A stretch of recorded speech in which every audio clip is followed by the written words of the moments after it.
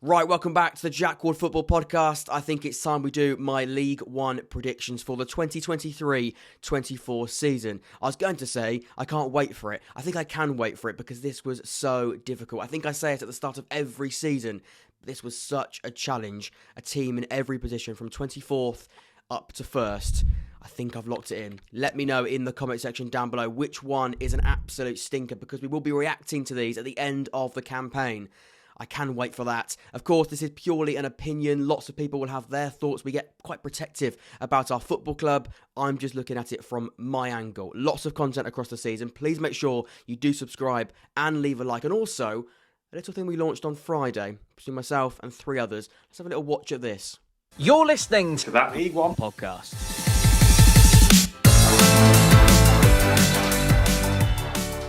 Very, very exciting stuff. Myself, Tom, Ben and Jake launching our very own League One podcast called That League One Podcast. You can listen to that wherever you get your podcasts normally for absolutely free. Go and take a listen. It's really, really good fun and we can't wait to cover it also over there. So in 24th, I've gone with Cambridge United. I'm sorry, Cambridge. I'm sorry, Mark Bonner. But I look at this squad and I'm fearing for the worst. The losses of Smith, Nibbs and Jones leave some huge gaps in the spine of that Mark Bonner team that he's been building over the last couple of seasons. Some positions that have been replaced just do look really quite uninspiring and not to the level I think that's going to keep hold of League One status. They survived by the skin of their teeth last season, but I look at them now and I just think it could be too much. So in 23rd, I've gone with Northampton. I know I said I'd learn from last season and not automatically put the newly promoted sides into that bottom 4. But Northampton, I look at that squad and just don't think it has the required ability to stay in the league. The additions so far, I don't actually mind, but they need more than 3 incomings to bolster that quality in depth. Maybe the method of not disrupting the winning mentality of last season could be a genius one, but it's going to take more than just 3 signings and mentality to survive next season, or this season, should I say. Quality is lacking, and Northampton know what it's like to feel that relegation from League One. Does it feel any different? I don't know. Northampton fans, let me know in the comment section, but I'm going to put them down there once again. Sorry, Northampton, I just don't think you've got enough within that squad to survive. So in 22nd, I've gone with Shrewsbury. Now, this might be a controversial prediction, but from an external perspective, it's been a summer to forget for Shrewsbury. I feel the positive steps made last season have already been trampled on with some very strange recruitment decisions that just seem very dangerous. Parting ways with long-serving manager Steve Cottrell, who was extremely popular with the supporters, and a captain that accumulated some fantastic numbers across the seasons in Luke Leahy. It just seems a bit of a nightmare. An inexperienced manager and perhaps quite uninspiring in Matt Taylor. It just doesn't feel the same as Steve Cottrell and that squad that he was building over last season. Shrewsbury, I'm worried. Let me know in the comment section down below how you're feeling as the fans, but so much so, I've got you in that bottom 4. So in 21st, I've gone with Carlisle. Now, Carlisle fans are confident and the optimism for survival is persistent across the fan base, but I feel they might fall short. Their business, I actually don't mind for a side that have just been promoted. For example, Sam Lavelle, of course, a very experienced Football League defender at 26, plenty of years ahead of him. He knows League One well. I think they do need more. I think it will be tight, I would say that, and it's not a certainty they do get relegated, but for now, I've just got them down there. Sorry, Carlisle fans, but I see you just being relegated. So in 20th, I've gone with Wigan. Of course, it won't be easy for Wigan because they've got to overcome that 8-point deduction, but I'm going with and predicting the Great Escape. You can't say they haven't tried with the recruitment that they've really been quite aggressive with over the summer. The addition of Balgazi, Matt Smith, Johnny Smith, Shaw and Sean Clare all add brilliant blends of young talent and also proven League One players, with existing players of Lang, Wyke, Asgard already signing a new contract as well over the summer, already integrated in this squad and successful League One years under their belt. The squad does have great balance. There's a real sense of faith around Sean Maloney, and I think it will pay off for Wigan. And like I said, I've gone with what could be a survival story against the odds. Wigan, I've got you to stay in the league in 20th. So in 19th, I've gone with Cheltenham. It's going to be another safe season for Cheltenham in my eyes, who have replaced and added some really key players within the squad. With Alfie May leaving a big hole up top, players like Keena and Street now must come in, step up and provide what was a fantastic output. Luke Southwood rejoining the club is a sign of big ambition, with many clubs looking at the ball-playing goalkeeper who was fantastic last time he put on a Cheltenham shirt. Alongside the ultimate experience of Curtis Davis, I really don't mind their business. I think once again it's going to be a League One season they do ride through and again survive at the end of it. I've gone with Cheltenham to survive in 19th this season. So in 18th, I've gone with Fleetwood. I didn't expect to have Fleetwood this low, and already I'm starting to regret it, I'll be totally honest. I like their summer additions of Broom and Mayer. They add proven League One quality and elements of experience that maybe this squad was lacking last time out. Nappers will be rolling his eyes listening to this prediction. But if it's any consolation to him and to Fleetwood fans, I think a side in 18th won't be feared by relegation and easily could finish higher. This could be a stinker come the end of the season, but I've gone with Fleetwood to finish in 18th. So in 17th, I've gone with Stevenage. Stevenage have been very busy in the market over the summer, recruiting plenty of Thompsons, Anderson, Freeman and more expected. We know the way Steve Evans is going to set up his side, and so it's almost a guarantee Stevenage will be a tough nut to crack. Robust, physical and well organised. I think Stevenage will be just fine after promotion to League One. Many sides will be caused problems by Evans, as they were when he was manager of Gillingham in League One only a couple of seasons ago. Good business, a strong, clear identity. I think Stevenage will be just fine in League One this time out. So in 16th, I've gone with Port Vale. I've seen some people quite concerned about Port Vale, but they've had a really encouraging window and the squad has the ability to be safe as sound in League One. Connor Grant, Connor Ripley, Tom Sang and Mitchell Clark all are great additions and give Andy Crosby a great and positive headache when it comes to team selection. I think at least two strikers do still need to be brought in, and the reason why they're capped at 16th or probably 15th is because they don't have enough out-and-out goal scorers. Right now, only Harrison. That isn't enough. It really isn't, and not convincing to me they're going to score the needed amount of goals it's going to take to be touching mid-table top 10. That could be an aim if they do bring in some more centre forwards. I think at least two, and that's probably why I use the word capped. They can't really get higher than 15th without another goal scorer, with large aspects of the summer window being really positive. I think 16th is a fair prediction, but easily could be higher if they get some more business done before the start of the season. Port Vale, I've gone with 16th. So in 15th, I've gone with Leyton Orient. Maybe a high prediction for a side joining us from League Two, but the business and talented squad deserves an encouraging prediction. Joe Pigott and Dan Adjei could be one dangerous pair alongside Mazzuni and Galbraith. They're forming a really competitive squad. I made the mistake of not trusting the newly promoted boys last season, so I'm getting behind Leyton Orient and believe they could be a banana skin for quite a few clubs this season. Leyton Orient, I've gone with 15th for them. So in 14th, I've gone with Exeter. My prediction for Exeter last season was eventually slandered on their official TikTok page, so I'm going to be careful this year. I expect a very similar season for Exeter, with key departures like Collins, Key and Stansfield concerning me slightly. Vincent Harper is a very exciting signing, and Aitchison I do believe will provide goals up top, but generally the squad does feel slightly weaker than what it was when the window opened. Keeping hold of Nombe is important, and the Premier League loans will definitely offer talent, just a question of League One adjustment. I don't think relegation will be a problem for Exeter. I think a top half finish would be excellent, so I've just met you in the middle there with 14th for them. So in 13th, I've gone with Burton. They are one of my dark horses after some superb business over the summer window. Burton have shown great ambition with the names they've brought in and now look like they're going to be building and climbing into exciting territory ahead of this campaign. Stockton, Gordon and Bennett really do add a real fresh element to the attack, whilst Moon, Delap, Blackman all add quality at the back. And there's just a handful of the names they've brought in. There are still plenty more. They've really rebuilt and, like I said, refreshed that squad. If they find themselves in the top 10, it wouldn't surprise me, as their squad building has been well thought out and clearly completed with a strategy in place. Watch out for Burton. They're really adding some quality and talent and could go under the radar this season. Burton, I've gone with you to finish in 13th. Impressive, and my dark horses.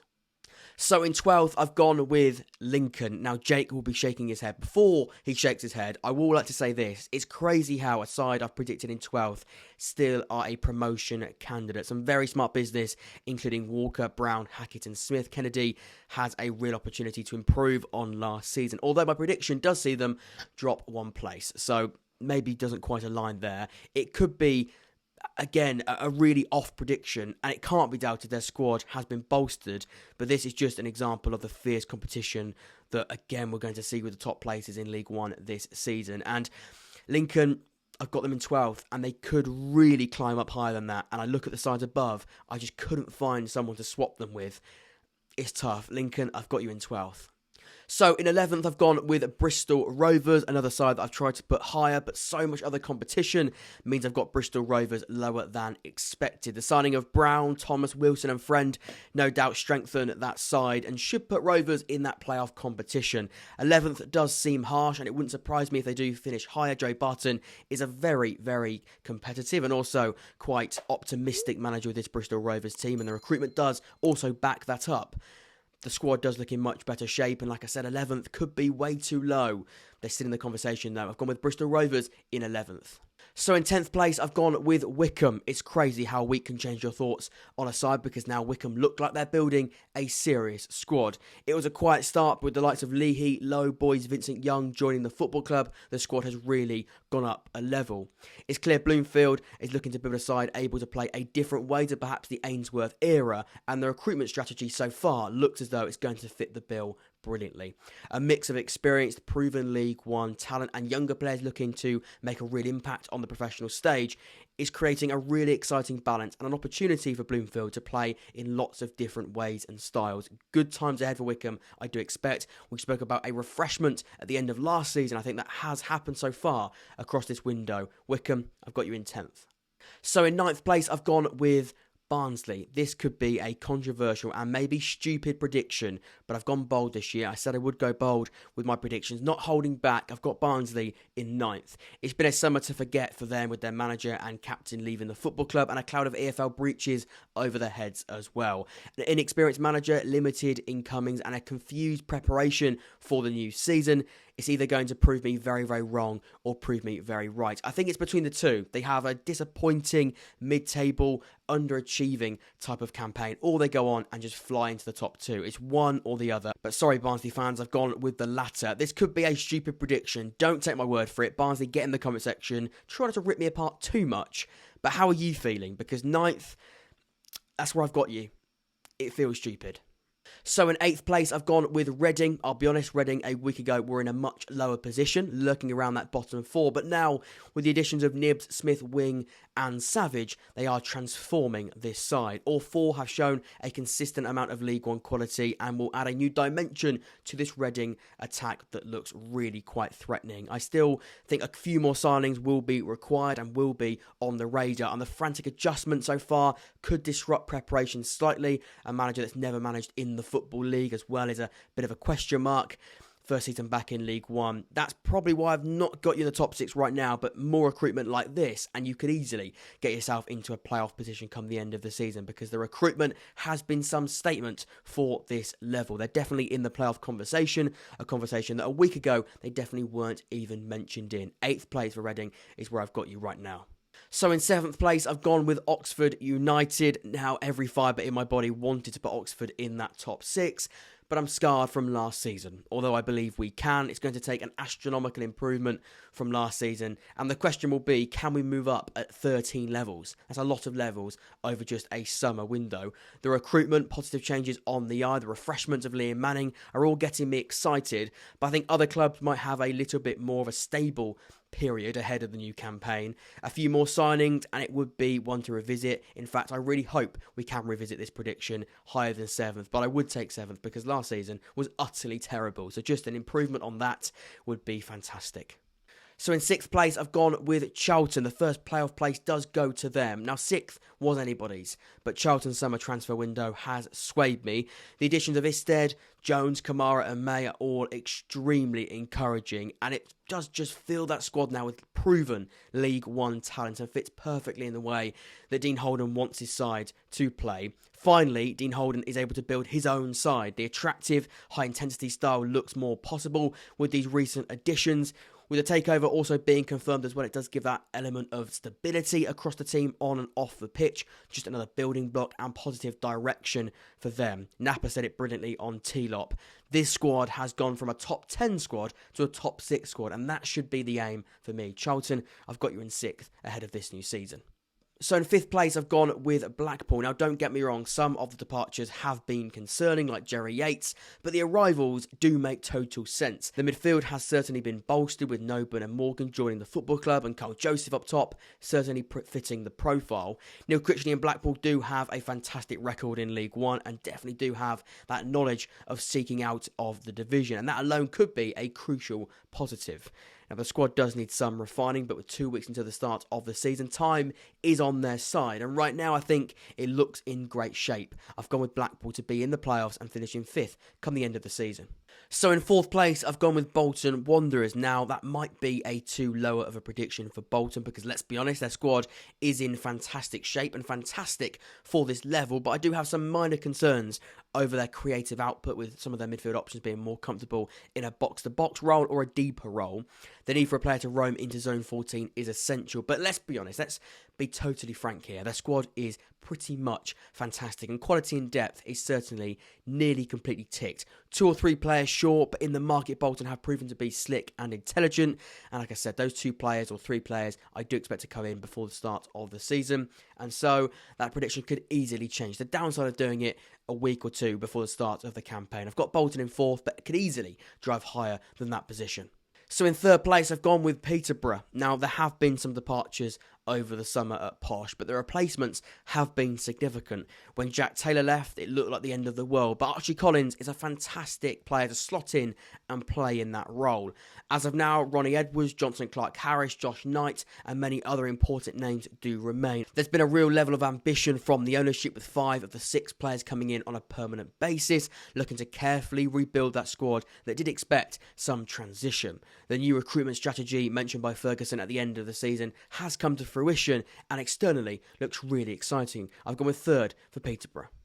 So in 2nd place and runners-up, I've gone with Portsmouth. I was umming and ahhing between a comfortable playoff position and an automatic finish. In the end, I went with the bottom line being Pompey just must go up. When you bring in such calibre of players, especially in areas that needed addressing so badly, a serious promotion push must be on the cards. The quality and depth is almost completely sorted, bar 1 or maybe 2, with multiple players able to play in multiple roles across so many different Messineo systems. Integration could be an issue with Messineo going into his first ever full season as a manager, but one thing is nailed on. Messineo, Portsmouth, they have the tools, and this must be the season. I've gone with 2nd for Pompey.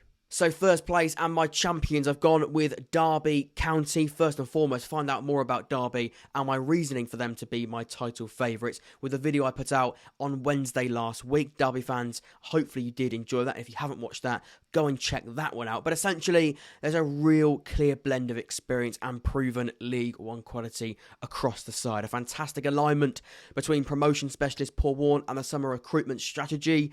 There is still a striker to recruit, but the quality and depth is certainly one of the best in the league. They would have learnt so many lessons from last season, and now the adjustment being ticked off, they need to go out and get revenge. I believe they can do that and will do that in style. Top of the league for Derby is what I've gone with there. Remember, more details on that on my video I did last week. Derby County are my champions. There we go.